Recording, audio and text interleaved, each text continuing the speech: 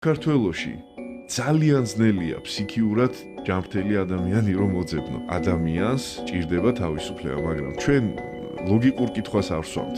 როდის იწყება ადამიანი? 18 წლის ასაკში იწყება ადამიანი. ბავშვის თავისუფლება არის ის, რაც გაუგებარია დღევანდელი მშობლებისთვის, ფუნდამენტურად არ ითვალისწინებ მის ნებას.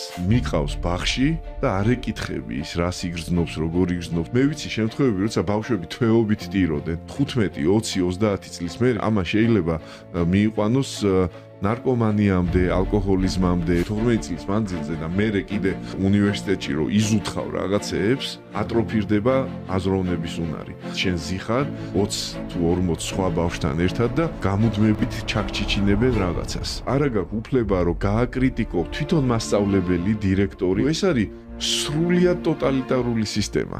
იმას, რასაც ჩვენ სკოლას ვეძახით. მე მგონია, რომ ძალიან ბევრი არაპოპულარული აზრი გაიჟღერებს დღეს. მამა უნდა იყოს მკაცრი. რას ნიშნავს, რა სისულელეა? ეგრევე ანადგურებს იმის განცდას ბავშვი რო უყვართ. ეს შეუძლებელია. აი ამას როგორ ვიზამ? ყოველი კვლევა ადასტურებს, რომ თავისუფლებას არ აქვს არანაირი ალტერნატივა. ამ წიგნში არის იდეა, რომ ბავშვი რო სულიერად ფსიქიკურად ჯანმრთელი გაიზარდოს, 4 რამ არის საჭირო.